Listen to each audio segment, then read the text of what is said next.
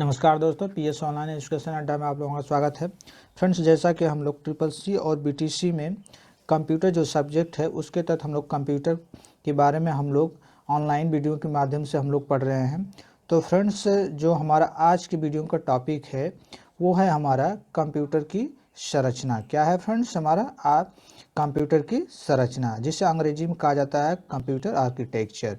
ठीक है friends, computer की संरचना में किस किस चीज़ का हमारा क्या होता है, उसमें उपयोग होता है, क्या क्या चीज़ें उसमें हमारी होती हैं, तब जाके हमारा कंप्यूटर बनता है। तो इस वीडियो में हम लोग इन्हीं बिंदुओं के बारे में जानेंगे। तो कंप्यूटर की संरचना में हमारा सबसे पहला पॉइंट आता है जिसे कहा जाता है इनपुट यूनिट। क्या कहा जाता है फ्रेंड्स? Input unit. तो आइए देखते हैं जो इनपुट यूनिट है कंप्यूटर की संरचना में इसकी क्या भूमिका है। इनपुट यूनिट कंप्यूटर के वह भाग हार्डवेयर होते हैं जिनके माध्यम से कंप्यूटर में कोई डाटा एंटर किया जा सकता है। इनपुट के लिए आप कीबोर्ड, माउस इत्यादि इनपुट डिवाइस का प्रयोग करते हैं। साथ ही कंप्यूटर को सॉफ्टवेयर माध्यम से कमांड या निर्देश देते हैं। यह आईओ डिवाइस कहलाती है। ठीक है फ्रेंड्स, जैसा कि इस टॉपिक में आपको ये समझाने की कोशिश की गई है कि कंप्यूटर का वह भाग जिससे क्या करते हैं, कंप्यूटर को हम कोई निर्देश देते हैं। कोई निर्देश देते हैं मतलब कि जैसे आप कंप्यूटर को कुछ भी कमांड देते हैं। जैसे मान लीजिए आप कंप्यूटर में कुछ लिखते हैं या कोई कैलकुलेशन करते हैं, जैसे कि 2+2 आपको जोड़ना है। तो आप कंप्यूटर से क्या करेंगे?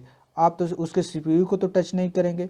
इसके लिए आपको क्या करना होगा? आपको अपने कीबोर्ड के जो न्यूमेरिकल की होती हैं उनसे आपको 2+2 लिखना होगा। तो यानी जिस डिवाइस से आप उसको निर्देश दे रहे हैं 2+2 लिखने के लिए, वही हमारा क्या है? इनपुट यूनिट है। इनपुट यूनिट या इनपुट डिवाइस उसको कह सकते हैं। जैसे कीबोर्ड से, जैसे मैंने बताया, 2+2 एंटर कर सकते हैं। और जैसे कि आपको अगर पेंट में कोई फिगर बनाना होता है तो उसे आप कैसे करते हैं? माउस का यूज़ करते हैं फ्रेंड्स। तो जो माउस भी है, हम जब उससे माउस क्या करते हैं, किसी फ़ोटो में कोई एडिटिंग करते हैं तो यानी फ़ोटो को छोटा बड़ा करना होता है तो माउस से करते हैं। यानी माउस उसको क्या करते हैं? कमांड करते हैं, निर्देश देते हैं। तो माउस भी हमारा क्या हो सकता है? Input device. ठीक है, हो सकता नहीं, इनपुट डिवाइस ही होता है। ठीक है फ्रेंड, तो ये हमारा क्या होते हैं? इनपुट डिवाइस होते हैं। ठीक है फ्रेंड्स, और जो कंप्यूटर के ये इनपुट डिवाइस होते हैं, इनको क्या होता है? सॉफ्टवेयर के माध्यम से क्या होते हैं?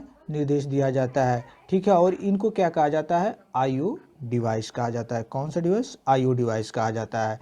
ठीक है फ्रेंड्स, तो इस वीडियो में हम लोगों ने देखा कि कंप्यूटर संरचना के अंतर्गत इनपुट यूनिट का क्या महत्व है कंप्यूटर की संरचना में। ठीक है फ्रेंड्स, आइए कंप्यूटर की संरचना में जो दूसरा हमारा पॉइंट है वो क्या है? वो हमारा दूसरा पॉइंट है फ्रेंड्स, सेंट्रल प्रोसेसिंग यूनिट। ठीक है, क्या है? Central processing unit. तो आइए देखते हैं सेंट्रल प्रोसेसिंग यूनिट का क्या कार्य है। Central processing unit input data को प्रोसेस करता है। इसके लिए सेंट्रल प्रोसेसिंग यूनिट और अर्थमेटिक लॉजिक यूनिट दोनों मिलकर अंकगणितीय गणना, ठीक है, यानी अर्थमेटिक कैलकुलेशन और तार्किक गणना करते हैं और डाटा को प्रोसेस करते हैं। सीपीयू को कंप्यूटर का मस्तिष्क कहा जाता है। ठीक है फ्रेंड्स, तो इस टॉपिक में ये बताया गया है जो हमारा सेंट्रल प्रोसेसिंग यूनिट है इसका क्या कार्य है। सेंट्रल प्रोसेसिंग यूनिट का कार्य होता है, जो भी आप कंप्यूटर को कोई निर्देश देते हैं वो कंप्यूटर क्या करता है? उसको देखता है कि यह किस प्रकार का हमको निर्देश मिला है। जैसे कि मतलब उस पर कार्य करता है। वो क्या करता है? उस पर कार्य करता है, उस पर यानी उसको प्रोसेस करता है। वो देखता है कि ये लॉजिकल है या अर्थमेटिकल है। अर्थमेटिकल का मतलब हो गया आपका गणितीय क्रियाएं करना, उस पर 2+2 जोड़ घटाना गुणा, ये सब जो हो गया आपका अर्थमेटिकल में हो जाएगा। तो ये क्या करता है? सेंट्रल प्रोसेसिंग जो यूनिट होता है वो उसको देखता है, चेक करता है। ठीक है, इसके बाद उसमें हमारे होता है, जैसे आप लॉजिकल कर सकते हैं यानी कि तार्किक। तो तार्किक में होता है हमारा कि जैसे आप कोई कुछ उसमें लिखते हैं, जैसे शब्द लिखते हैं, तो उसको देखता है कि आप जो लिख रहे हैं वो सही लिख रहे हैं या गलत लिख रहे हैं। तो कंप्यूटर अपने डिक्शनरी में उसको चेक कर लेता है, तो आपको कुछ सजेशन देता है, आप गलत लिखते हैं तो एरर देता है। तो ये किसका काम होता है? सेंट्रल प्रोसेसिंग यूनिट का। ठीक है, किसका कार्य होता है? हमारा सेंट्रल प्रोसेसिंग यूनिट का कार्य होता है फ्रेंड। ठीक है, सेंट्रल प्रोसेसिंग यूनिट ही हमारे जो अर्थमेटिक यूनिट और अर्थमेटिक और लॉजिक दोनों यूनिटों पे क्या करता है? ये कार्य करता है। अर्थमेटिक का मतलब हो गया हमारा गणितीय क्रिया है, लॉजिकल का मतलब होता है हमारा जैसे कि हम कुछ उस पर शब्द से संबंधित या कुछ उसको कंप्यूटर को कमांड देते हैं। ठीक है, और फ्रेंड्स एक सबसे महत्वपूर्ण बात यह है कि सेंट्रल प्रोसेसिंग यूनिट का शॉर्ट फॉर्म हमारा होता है सीपीयू। क्या होता है? सीपीयू होता है। ठीक है, जिसका पूर्ण रूप हमारा क्या होता है? Central processing unit. और सीपीयू यानी सेंट्रल प्रोसेसिंग यूनिट को ही क्या कहा जाता है? कंप्यूटर का मस्तिष्क कहा जाता है। ठीक है फ्रेंड्स, क्या कहा जाता है? कंप्यूटर का मस्तिष्क। ये बार बार प्रश्न पूछा जाता है कि कंप्यूटर का मस्तिष्क किसे कहा जाता है। तो फ्रेंड्स, अगर ऑप्शन में आपके सीपीयू रहे तो सीपीयू पे आप लोग क्लिक कर दीजिएगा, या सेंट्रल प्रोसेसिंग यूनिट उसका पूरा नाम रहे तो सेंट्रल प्रोसेसिंग यूनिट पे आप लोग क्लिक कर देंगे। तो फ्रेंड्स, हमने देखा कि कंप्यूटर की संरचना के अंतर्गत इस स्लाइड में इनपुट यूनिट और सेंट्रल प्रोसेसिंग यूनिट के मतलब कंप्यूटर की संरचना में क्या इनका महत्व है। ठीक है, आइए अगले स्लाइड में देखते हैं कि कंप्यूटर की संरचना में नेक्स्ट हमारा पॉइंट क्या है। नेक्स्ट पॉइंट हमारा है फ्रेंड्स मेमोरी। क्या है? मेमोरी। ठीक है फ्रेंड्स, देखिए जिस प्रकार से हमने बताया था कि मेमोरी क्या है, कंप्यूटर में दो प्रकार की मेमोरी होती है, एक इंटरनल और एक एक्सटर्नल मेमोरी होती है। और इसमें भी हमारे दो तरह की मेमोरी हो सकती हैं, जैसे आपके हो सकती है एक टेम्परेरी और एक होती है आपकी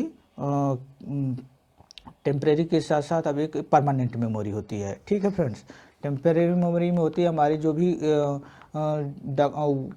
सूचनाएं होती हैं हमेशा के लिए नहीं होती है, बिजली अगर चली जाती है तो हम उसमें से डेटा हमारा क्या होता है? डिलीट हो जाता है। और परमानेंट मेमोरी में जो भी डेटा हम सेव कर देते हैं तो बिजली चली भी जाती है तो उसमें क्या होता है? सेव हो जाता है। तो आइए देखते हैं मेमोरी के अंतर्गत इसमें क्या बताया गया है कि कंप्यूटर की संरचना मेमोरी का क्या महत्व है। मेमोरी कंप्यूटर का वह भाग है यूजर द्वारा इनपुट किए डाटा और प्रोसेस डाटा को संग्रहित करती है। यह प्राथमिक और द्वितीय दो प्रकार की मेमोरी होती है, उदाहरण के लिए रैम और हार्ड डिस्क। तो फ्रेंड्स, जैसा कि मैंने बताया कि आप अगर कंप्यूटर में कुछ भी अगर आप अब अपना फाइल बनाते हैं या कुछ भी उसमें डेटा या कोई निर्देश उसमें सुरक्षित अगर करना चाहते हैं तो उसके क्या होता है? मेमोरी के भाग में जाके वो स्टोर होता है, सुरक्षित हो जाता है। और ये मेमोरी जैसा कि मैंने बताया अभी, ये दो तरह की होती है, एक होती है प्राथमिक मेमोरी, एक द्वितीयक मेमोरी होती है। ठीक है, प्राथमिक मेमोरी हमारी जैसे क्या हो सकती है कि प्राथमिक मेमोरी हमारी कह सकते हैं रैम। ठीक है, रैम। कौन सी मेमोरी? रैम। ठीक है, ये किसके अंतर्गत आएगी? प्राथमिक मेमोरी के अंदर। और द्वितीयक मेमोरी हमारी कौन सी होती है, जिसको सेकेंडरी मेमोरी कहा जाता है? ये हमारी हार्ड डिस्क हो जाती है। रैम जो हमारी होती है ये किसके अंतर्गत आती है? ये हमारी किसके अंतर्गत आती है फ्रेंड्स? ये हमारी टेम्परेरी मेमोरी के अंतर्गत आती है, क्योंकि इसमें क्या होता है डेटा अगर हम रखे रहते हैं, अगर कोई कार्य करते हैं तो वो हमारे रैम पे चलता है, अगर बिजली चली जाती है तो इसमें से डेटा डिलीट हो जाता है, जिसके कारण इसे हम टेम्परेरी मेमोरी कहते हैं। और हार्ड डिस्क हमारी ऐसी मेमोरी है जो परमानेंट मेमोरी हो जाती है, सेकेंडरी मेमोरी के अंतर्गत आती है। इसमें क्या होता है कि अगर हम कुछ अगर सुरक्षित कर देते हैं डेटा या सेव कर देते हैं तो ये हमेशा के लिए सेव हो जाता है, अगर बिजली भी चली जाए तो इसमें से हम उस फाइल को ओपन कर सकते हैं। तो फ्रेंड्स, इस टॉपिक में हमने देखा था मेमोरी का क्या कार्य है। ठीक है, अगले पॉइंट पे चलते हैं। अगला पॉइंट है हमारा फ्रेंड्स आउटपुट यूनिट। क्या है? आउटपुट यूनिट है फ्रेंड्स। तो आइए देखते हैं कि आउटपुट यूनिट का क्या कार्य है कंप्यूटर की संरचना में। तो चलिए फ्रेंड्स देखते हैं आउटपुट यूनिट।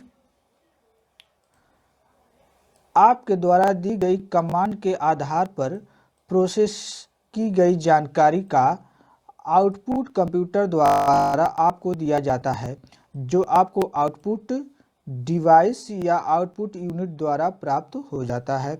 आउटपुट डिवाइस का सबसे बेहतर सबसे बेहतर उदाहरण क्या है आपका, आपके कंप्यूटर यानी मॉनिटर है।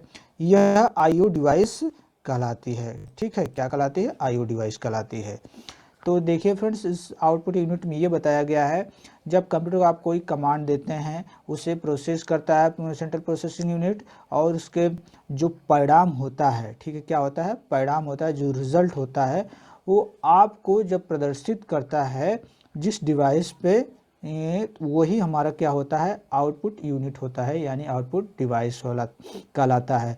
और इसका सबसे पहला उदाहरण और मुख्य उदाहरण हमारा क्या हो जाता है, मॉनिटर होता है फ्रेंड्स। क्या होता है, मॉनिटर। जैसे कि आपने अगर कोई कुछ भी लिखा तो वो आपका दिखता किस पे है, मॉनिटर यानी स्क्रीन पे दिखता है। तो आपको दिख गया, वो आपको रिजल्ट मिल गया, आपने 2+2 लिखा तो आपके स्क्रीन पे वो दिख गया। तो जो मॉनिटर है, जो स्क्रीन है, वो हमारी मॉनिटर होती है।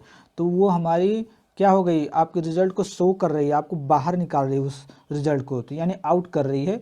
तो ये हमारी कौन सी यूनिट होती है, आउटपुट यूनिट होती है। यानी इसका कार्य होता है कंप्यूटर में सूचनाएं जो भी होती हैं उसको आपके सामने प्रदर्शित कर देना। यह डिवाइस क्या कहलाती है हमारी, यह डिवाइस हमारी आईओ डिवाइस कहलाती है, यानी इनपुट, ठीक है, इनपुट आउटपुट डिवाइस कहलाती है। ठीक है फ्रेंड्स। तो इस तरह से इस वीडियो में हमने देखा कि मेमोरी क्या है, मेमोरी का क्या कार्य है कंप्यूटर की संरचना में, और आउटपुट यूनिट का क्या कार्य है। ठीक है फ्रेंड्स।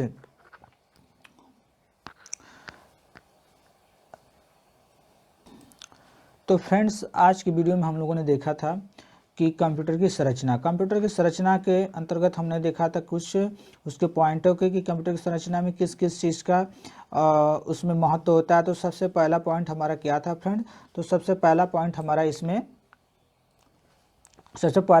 इसमें इनपुट यूनिट था, और दूसरा था सेंट्रल प्रोसेसिंग यूनिट, और तीसरा था हमारा मेमोरी, और चौथा था हमारा आउटपुट यूनिट। ठीक है फ्रेंड्स। तो उम्मीद करता हूं कि आपके जो भी एग्ज़ाम हो जिसमें कंप्यूटर का अगर सिलेबस हो, जैसे CCC हो, BTC हो, और भी कोई अन्य एग्ज़ाम हो जिसमें कंप्यूटर के क्वेश्चन पूछे जाते हों, इस वीडियो के माध्यम से आपको थोड़ी बहुत हेल्प जरूर मिलेगी। तो फ्रेंड्स, आज के वीडियो के लिए बस इतना ही। अगले वीडियो का तब तक इंतज़ार करते हैं। धन्यवाद, थैंक यू।